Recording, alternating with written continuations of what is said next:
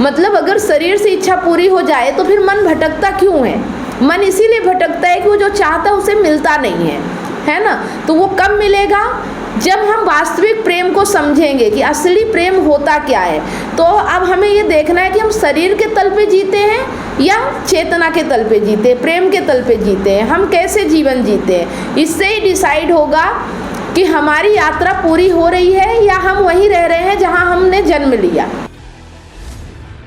तो आज हम पढ़ेंगे गीता, जिसमें अध्याय 3 श्लोक 12। ठीक है। देवता यज्ञ से प्रसन्न अथवा उन्नत होकर तुम्हें इष्ट माने मांगी गई भोग्य वस्तु देंगे। ठीक है। देवता यज्ञ से प्रसन्न अथवा उन्नत होकर तुम्हें इष्ट माने मांगी गई भोग्य वस्तु देंगे। जो हम बाहर भगवान की पूजा करते हैं, जो हम यज्ञ करते हैं, उसमें क्या होता है कि जो हमारी मांगी गई वस्तु होती है भगवान उसे देते हैं, वो हमें भोगने योग्य वस्तुएं देते हैं। ठीक है। तो जो देवताओं को दिया जाना चाहिए वो देवताओं को ना देकर जो कुछ ही उसका भोग कर लेता है वो निश्चित रूप से चोर ही है अर्जुन, है ना। जो देवताओं को देना चाहिए वो देवताओं को ना दे के खुद उसका भोग कर ले, वो निश्चित रूप से चोर है। तो यज्ञ से देवत्व बढ़े, देवत्व अभीष्ट प्रदाता है, बिना यज्ञ जो भोगे चोर वह कहलाता है ना। बिना यज्ञ के, और जैसा कि हमने अभी पढ़ा है कि वास्तविक यज्ञ क्या होता है, निष्काम कर्म ही वास्तविक यज्ञ है। तो जो बिना निष्काम के जिंदगी जीता है, जो भोग में रहता है, वो फिर चोर कहलाता है। ठीक है। तो जो महत्वपूर्ण शब्द है यज्ञ भाविता, यज्ञ से जो प्रसन्न अथवा उन्नत होता है, इसका अर्थ समझेंगे इष्टान्न भोगान्य, इष्ट माने मांगी गई भोग्य वस्तुएं, जो कुछ भोगने लायक है। ठीक है। भुक्ते तेन एव सह तेन चोर, यज्ञ में जो ऊंचा है उसको सर्वस्व समर्पित कर दो, इससे तुमको वो मिलेगा जो तुम्हारा इष्ट है। एक एक शब्द को अभी आगे समझेंगे कि बात क्या है। यज्ञ में जो ऊंचा है उसको सब दे डालो, इससे तुमको वो मिल जाएगा जो तुम्हारा इष्ट है। और जो ऐसा नहीं करते, यज्ञ में समर्पण किए बिना जो सीधे ही भोग कर डालते हैं, वे चोर ही है, वे चोर ही है। ठीक है। चलिए अभी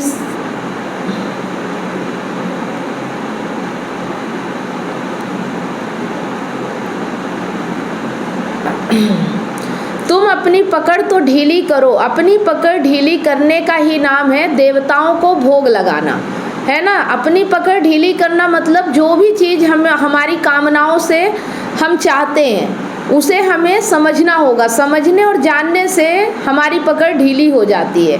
तो देवता माने वो जो ऊंचा है, जो बड़ा है। बड़ा बड़ा तभी रह जाता है जब तुम उस पर अपनी पकड़ ढीली कर देते हो। जैसे कि हमने पिछली बार क्या पढ़ा था कि अगर आसमान बड़ा है लेकिन हम उसे अगर अपनी मुट्ठी में पकड़ना चाहें तो वो जो हमारे लिए छोटा हो जाता है। तो हमें अपनी मुट्ठी में नहीं कैद करना है, हमें दरवाजे के भीतर से आसमान को नहीं देखना है।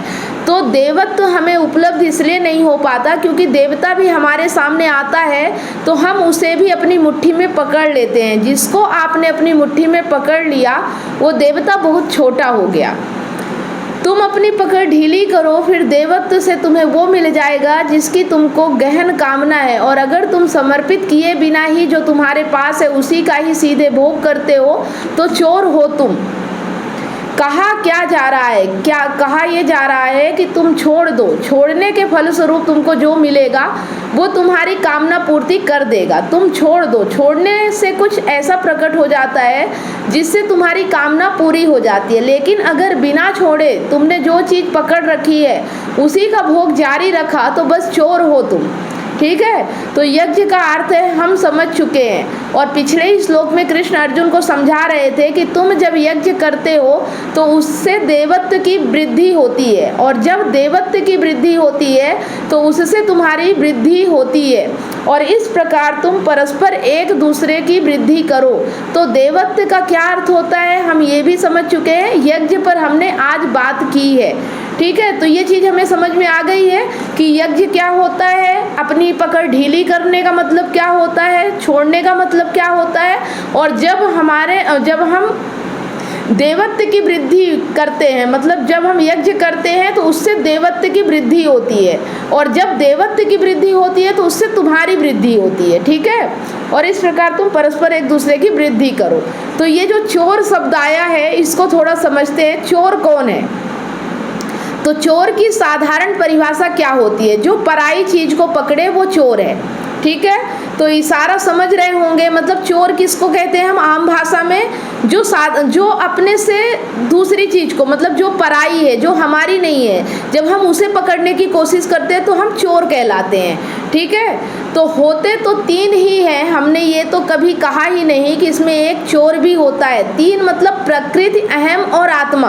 हम हमेशा बात किसकी करते हैं? प्रकृति की बात करते हैं, अहम की बात करते हैं, आत्मा की बात करते हैं। ये तीन ही होते हैं, लेकिन आज तक इन तीन में कभी ये भी बोला कि एक चोर है, एक सेठ है, एक साहूकार है, ऐसा नहीं बोला ना। लेकिन इन तीन की खासियत ये है कि इन तीन में सब निकल आएंगे। चोर निकलेगा तो पुलिस भी निकलेगा, इसमें सैनिक भी निकलेगा, इसमें राजा भी निकलेगा, इसमें दोस्त भी निकलेगा, इसमें दुश्मन भी निकलेगा, इसमें सौदागर भी निकलेगा, इसमें लुटेरा भी निकलेगा, सब निकलेंगे इसमें। मतलब किस में निकलेंगे? अहंकार, आत्मा और प्रकृति में, ठीक है। इन्हीं में से सब कुछ होता है, हमारा संसार पूरा निकलता है। तो चोर कौन है? जो पराई चीज को पकड़ ले वो चोर, ठीक। अभी ये चीज समझ के रखना कि चोर किसको कह रहे हैं? जो पराई चीज को पकड़ ले वो चोर है। इसमें से जो कुछ भी होता है वो किसके लिए होता है? इन तीन में। अहम के लिए होता है, बीच वाला कौन है? अहम। अहम के लिए अपना कौन है? आत्मा। अब ये कोई सिद्धांत की बात नहीं है, अहम को खुद प्रेम है आत्मा से। हम क्या करें?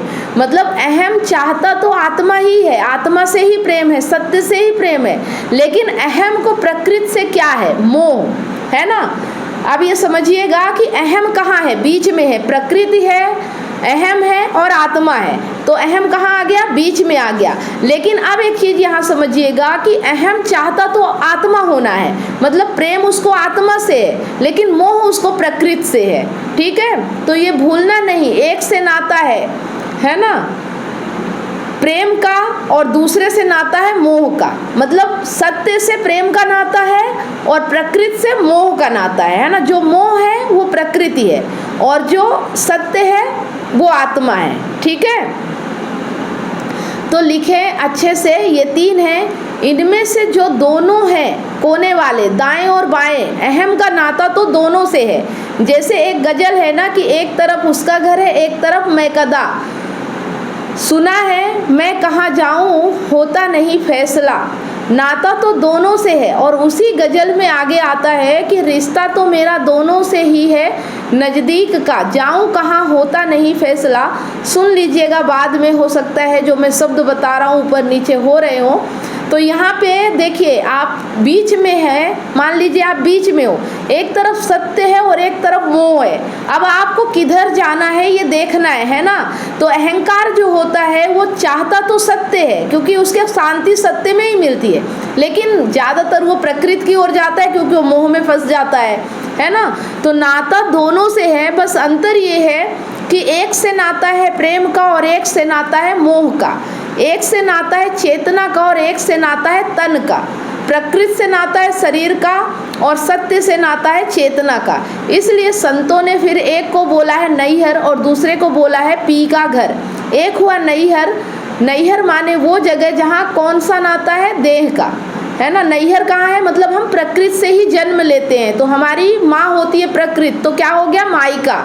जैसे औरतों का मायका होता है, ठीक है। तो जहाँ पर शरीर वाले माँ बाप हैं, जहाँ से शरीर उठा है, माने वो कौन सी जगह है? मायका।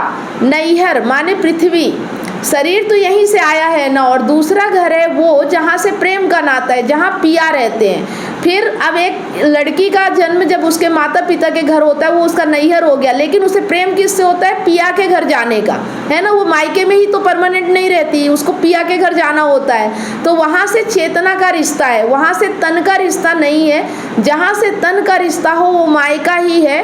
तो अगर ससुराल में जाओ और वहाँ पाओ कि तन का रिश्ता बन रहा है, तो मायके से मायके आ गए। मतलब अगर ससुराल में भी शरीर का ही रिश्ता है पति के साथ सिर्फ इसलिए हो कि शारीरिक जरूरत पूरी हो, तो समझ जाओ कि जैसे मायके में था वैसा ससुराल भी मिल गया। लेकिन अगर पति से प्रेम का रिश्ता हो, चेतना का रिश्ता हो, तो समझ जाओ कुछ अलग हुआ है। ठीक है, तो ये तो गड़बड़ हो गई। विदाई काहे की हुई थी फिर? झूठी विदाई, लंबी जुदाई, विदा होकर भी पिया नहीं मिले। कहे मायके में भी किसका रिश्ता था? तन का, और उधर ससुराल पहुंचे वहां भी पिया टूट पड़े। काहे पर? तन पर। तो तन से तन तक की यात्रा हुई, इसमें चैतन्य कहाँ है? तन ही तन है, चैतन्य कहीं नहीं है। दीदी ससुराल गई तो पहुंची ही नहीं, डोली उठी कहाँ से? मायके से, और घूम फिर कर कहाँ पहुंच गई? अपने ही घर के आगे वाले दरवाजे से निकले थे, घूमकर पीछे वाले दरवाजे में घुस गए। वहां पिया खड़े हुए, तन के पिया, कुछ मिला ही नहीं। ससुराल तो तभी है जहाँ वहाँ पहुँचो जहाँ से चेतना का रिश्ता है, नहीं तो मायके में ही रह गए। आह बेचारी कुंवारी मायके में ही रह गई हमेशा। और पिया खड़े उधर मुस्कुरा रहे, पिया तेरे चतुर तू मूर्ख नारी, कबहू न पिया की सेज सवारी, कैसे सवारेगी मायके में ही पड़ी है। कुछ समझ में आ रही है बात? चलिए आज यहीं तक करते हैं और इसे अच्छे से समझते हैं, है ना।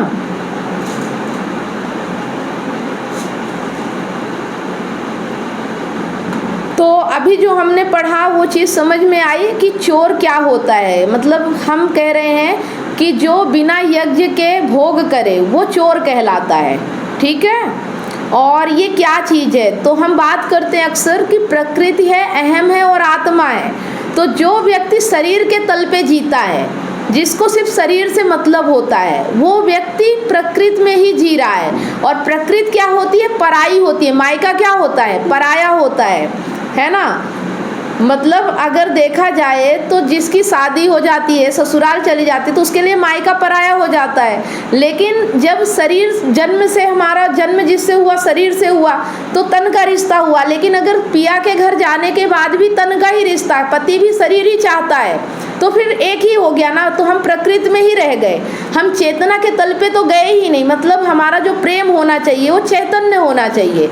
वहाँ शरीर रहे ना रहे, लेकिन प्रेम जो होता है वो चैतन्य होता है, चेतना से होता है। मतलब हम तुम्हारे लिए भला चाहते हैं, हम तुम्हारे लिए समर्पित हैं, हम तुमसे प्रेम करते हैं, उसमें स्वार्थ नहीं होना चाहिए। हाँ, शरीर मिल जाए वो बाय प्रोडक्ट है, लेकिन चेतना क्या चाहती है? वो प्रेम चाहती है, वो शरीर नहीं चाहती है। उसकी इच्छा शरीर से पूरी नहीं होती।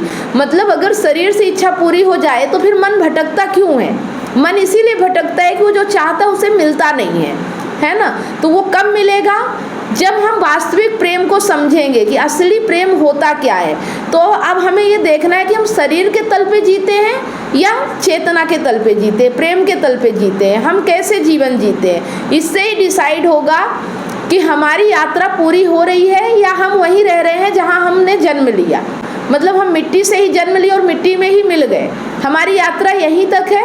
या फिर ये है कि हम जब जन्म हो ही गया है तो मिट्टी से मिलने से पहले हम उस प्रेम को पाएंगे जो आत्मा कहलाती है, जो सत्य कहलाता है।